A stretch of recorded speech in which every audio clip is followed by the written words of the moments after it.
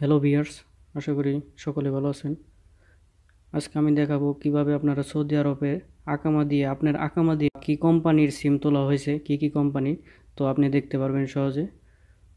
তো আপনার বিপরীতে বা অন্য আপনার ফিঙ্গার দিয়ে আরও কেউ সিম তুলছে নাকি, তো আপনি দেখতে পারবেন। চলুন দেখা যাক।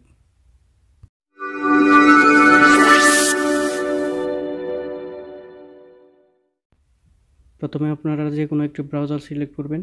ব্রাউজার সিলেক্ট করে আপনারা গুগলে ঢুকবেন।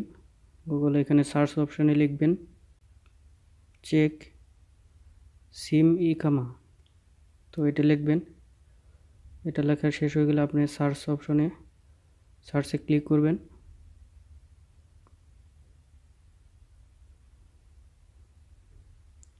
এখন দেখেন একটি অপশন আসছেন, তো এখানে অপশনে লেখা আছে check how many SIM register, তো ওই অপশনে ক্লিক করবেন।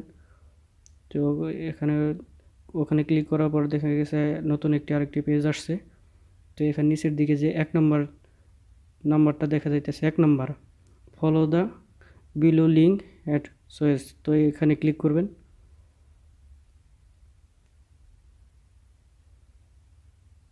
দেখুন ওখানে ক্লিক করার পর আপনার নতুন আবার আরেকটি পেজ আসছে। তো এই পেজ আসার পর আপনার একবার নিচের দিকে আসবেন। একবার নিচের দিকে আপনি আসবেন, তো এখানে আপনার আকামা নাম্বার, প্রথম যে আইডি নাম্বার আছে এখানে আপনার আকামা নাম্বার দিবেন।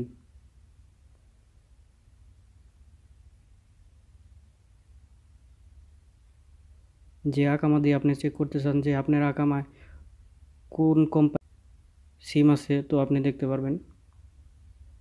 তো এখানে আকামা নাম্বার,